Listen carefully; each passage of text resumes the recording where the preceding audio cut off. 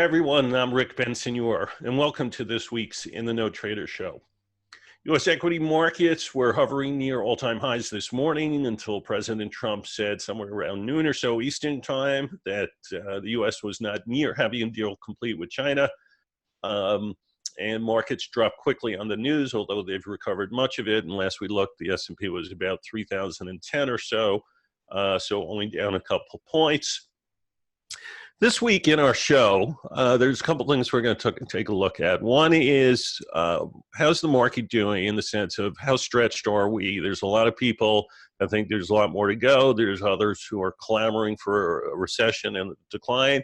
And yet these are the same people who have been doing so for quite some time and have missed a significant portion of this year's rally. Some of them have completely missed this year's rally. So we'll take a look at the S&P and what I think is going to happen going forward. And then secondly, this week we're going to take a look at the communication services sector to the S&P. This is a group we have not looked at for quite some time. It's several months have passed. So you can see here about a dozen names or so, Verizon, AT&T, and so on, that we will take a look at. But as we often do, let's start off by looking at the macro sectors, the 11 sectors. The chart on the right-hand side is current year-to-date through yesterday's close. The one on the left was year-to-date through last Tuesday's close. So we can see the comparison between what we did our show last week and how the markets have moved this week. And what stands out right away is if you look on the far right-hand side, real estate has come off to some degree. It looks like a couple percent in the last week. Not nearly as good an outperformer, though still the second best this year to technology. I also see that financials, consumer discretionary all the way on the far left is picking up some bid also, and it's is the third best performer. And I also see very quickly that healthcare has now slid back into being the worst performer of the year. It seems to go neck and neck back and forth each week with energy. Both are really, really poor performing macro sectors this year. And at this point, it really doesn't matter which one is the worst and which one is the second worst. They are both horrific. And of course, energy has been horrific for years and years in relative performance terms. In fact, only twice, if I recall, over the last 10 years has energy outperformed. And currently, if you take the price of the XLE and divide it by the price of the SPY, you'll see that we are on 19-year lows. So, energy has just been a disastrous long-term place to be in the market. Doesn't mean you can't make some money just being net long, but compared to virtually any other sector, nothing has performed as bad as energy.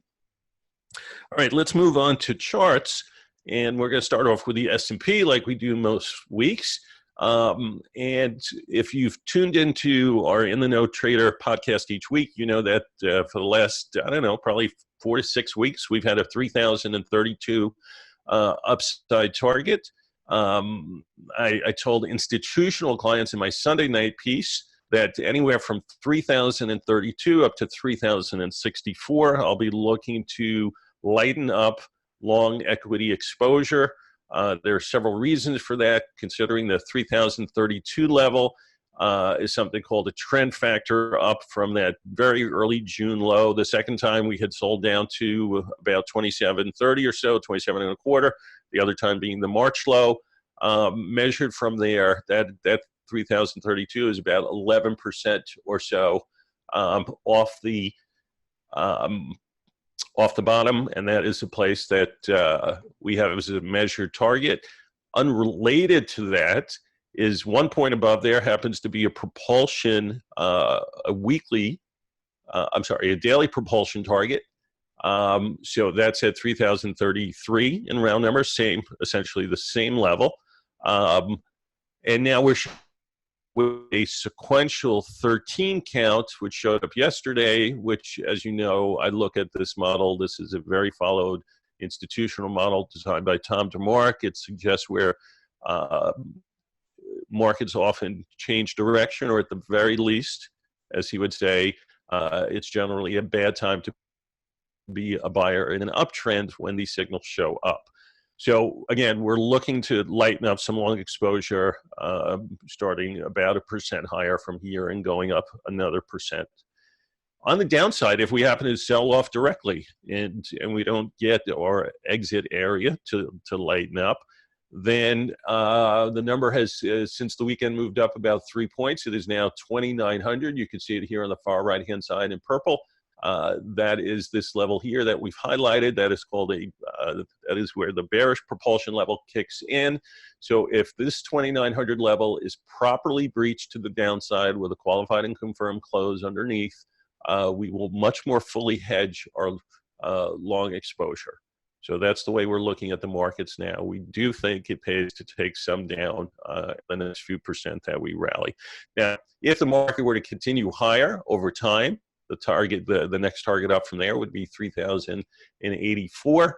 We've got some time to worry about that in the future, but right now, we think we could be close to a stall that at least makes sense to take some off the table. As far as now moving to those communication services names, first one we're going to look at is Verizon. Notice the trend line that I drew across the tops going back from 2013, connecting from there to the 2016 high. It caught much of the 2018 highs and the 2019 highs, and you'll notice two, again, upside exhaustion signals. They're both 13 counts. They count differently. One's an aggressive sequential that came in first. The standard sequential came in, the brighter red one. Either way, what it's suggesting is upside exhaustion to this trend, and again, why I think you're likely seeing Verizon kind of stall here now for a good 6 to 8 months, trading in a range and not really going anywhere. Now, of course, Verizon and AT&T, which we'll look at next, are always high dividend type of stocks, so a lot of people own them for the dividends. But you can see these are far from growth stocks. This has been sideways for years. At least it's towards the upper end of its range.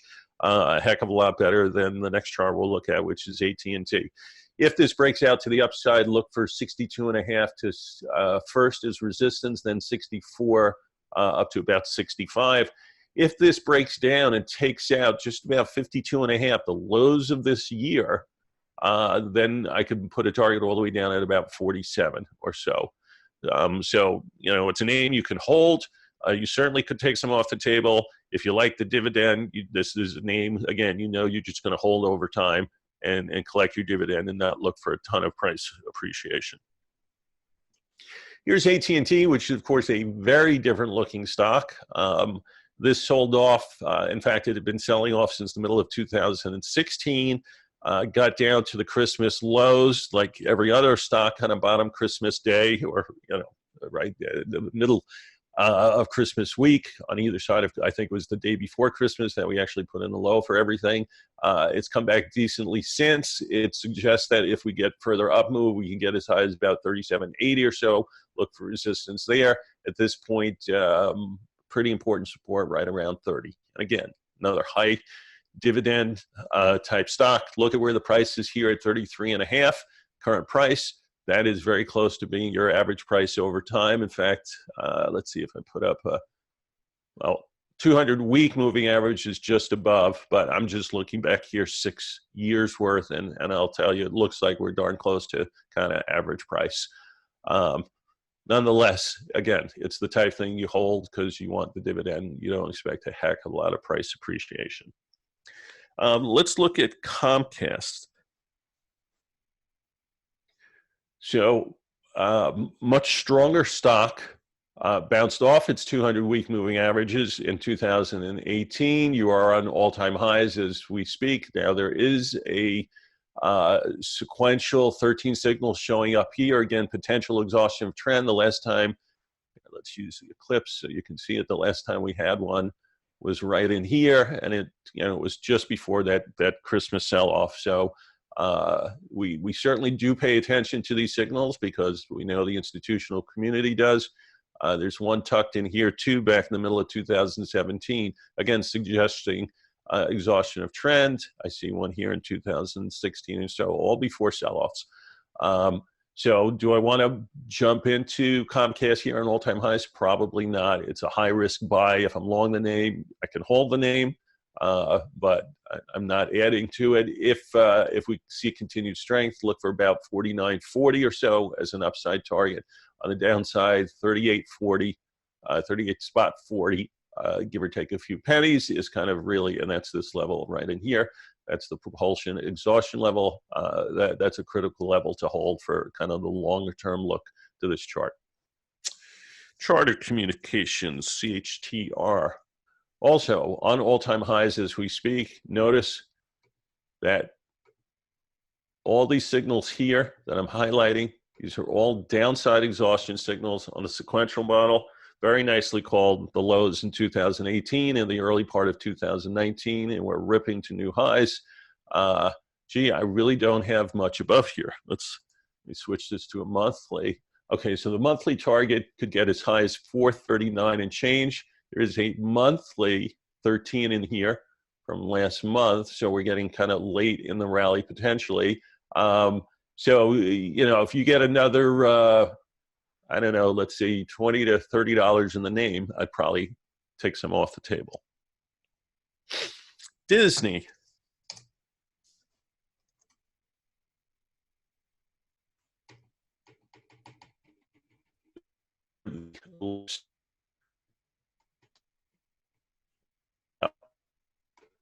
So years of kind of going sideways and peaking, and we are just north of 120 or so, 3 times, right? Back here in 2015, twice. I actually sold that second one. I remember I put out a piece. I was at a sell side firm at the time, and back then we told people to get out of Disney, and people laughed at me, saying, "You must be nuts. It's on all-time highs." And look how many years it took. 1, 2, 3, almost 4 years for it to come back to that price. Nonetheless, you get the breakout move as they, have gone into new businesses that are competition for Netflix. The market continues to push into this name, and just given this long-term top and the move up, I would say it still has more to go over time. If we got up towards 152-ish or so, there I would have trouble certainly buying the name and may look to take some off. I'm not sure when they report. Earnings season is just kicking off here, so I'm not sure where in the cycle they come, but I still think this has room to the upside.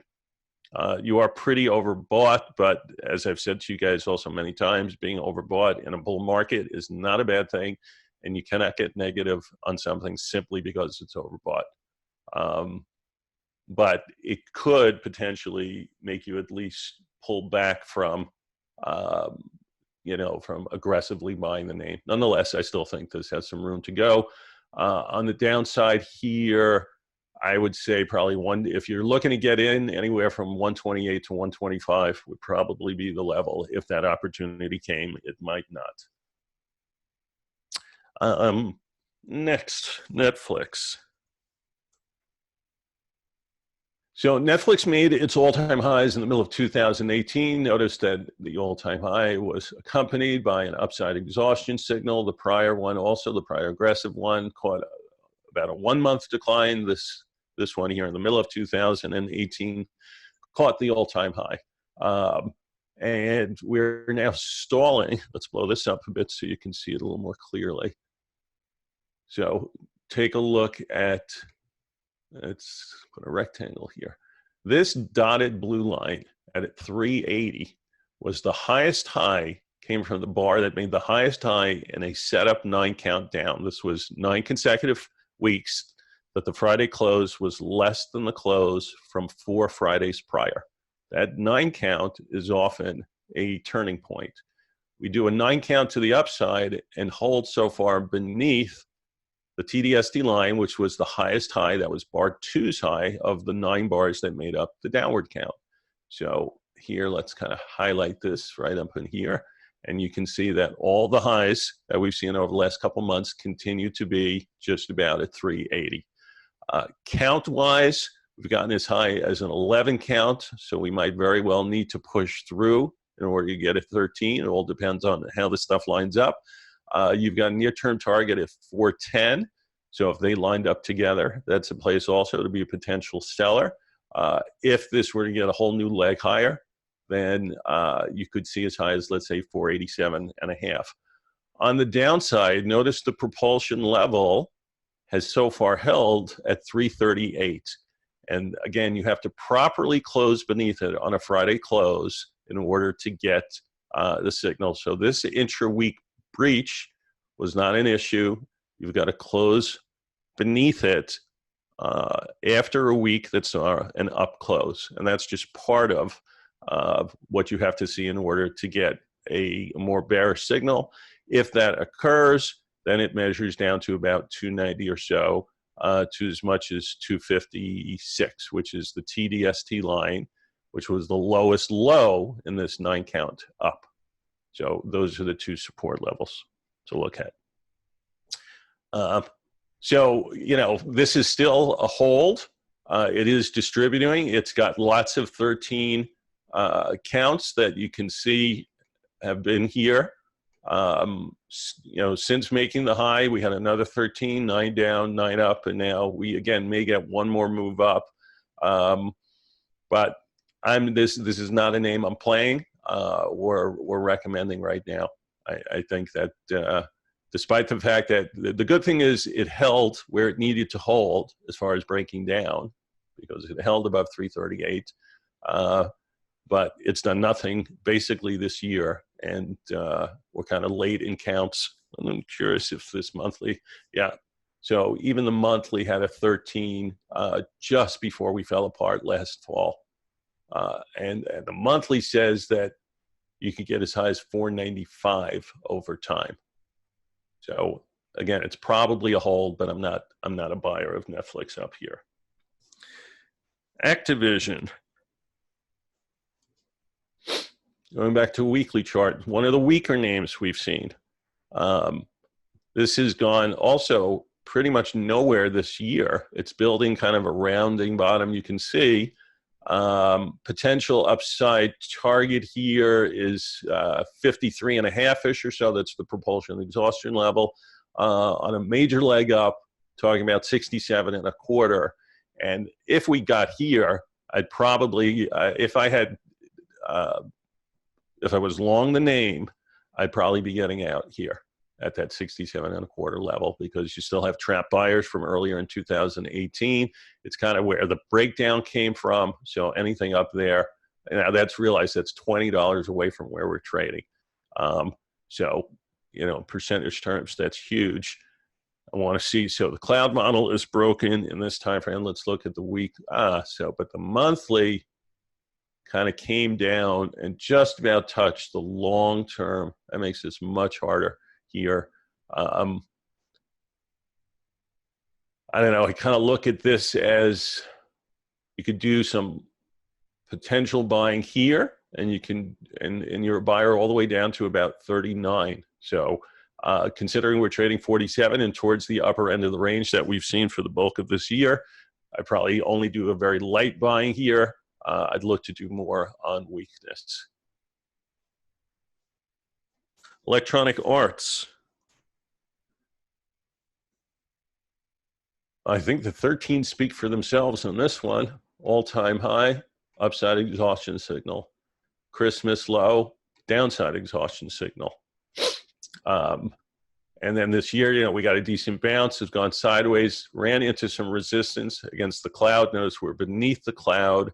And now you can see it's kind of just, again, holding on to this important level here at 89.46 or so. So we're trading just beneath it. Let me check something.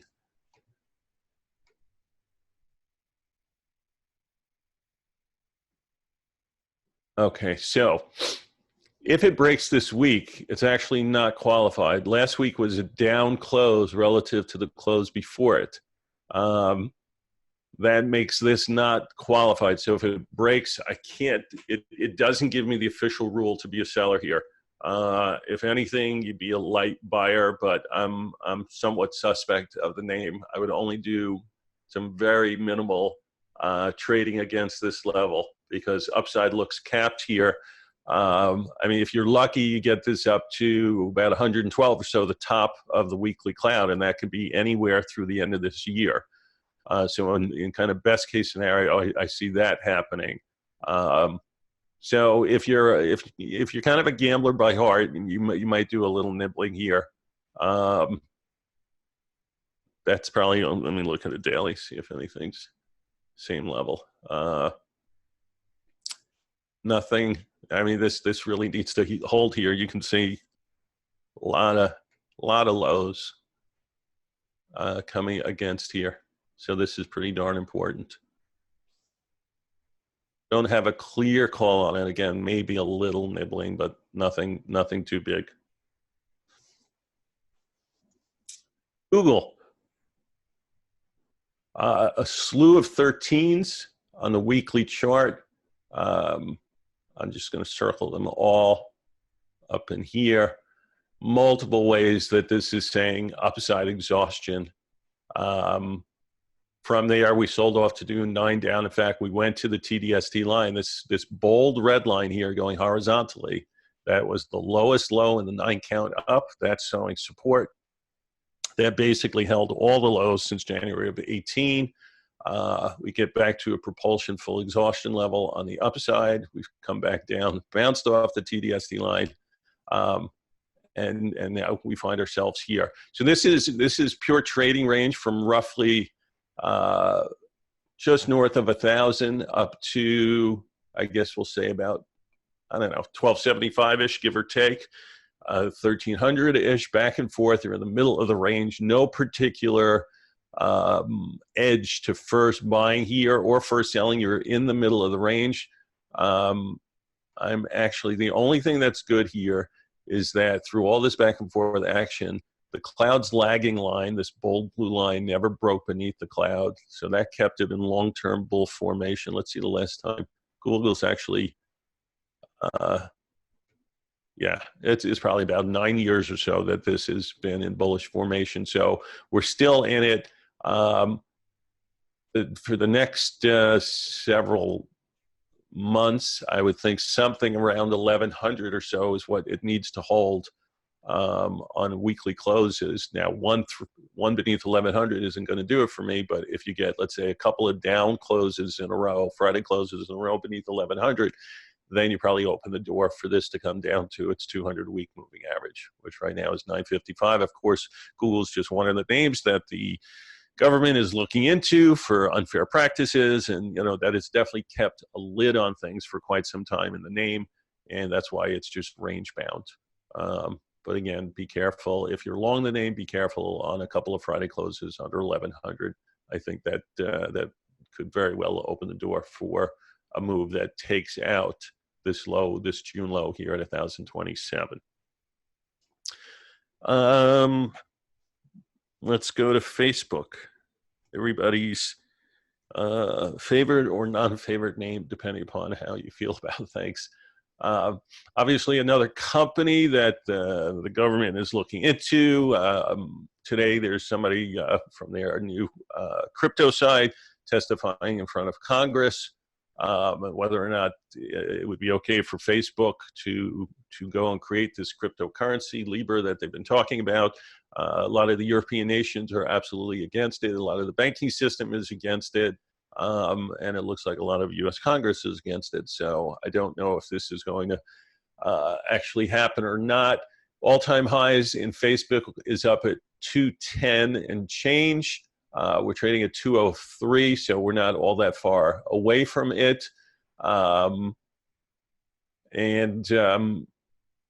I mean, I think I've said this before on the show. I actually I made about $25 in Facebook as a trade off of the December low, but I got out, I think at about 165 or something, and I literally just, I was done with the trade because I don't like what the company does. I don't like the privacy issues and stuff like that. And even though obviously I could have made more money if I had held on to it, there are certain stocks that if I don't agree with what the company does, I don't play them. And again, I was in and out with this quick, but it's not a name I'm personally going to invest in.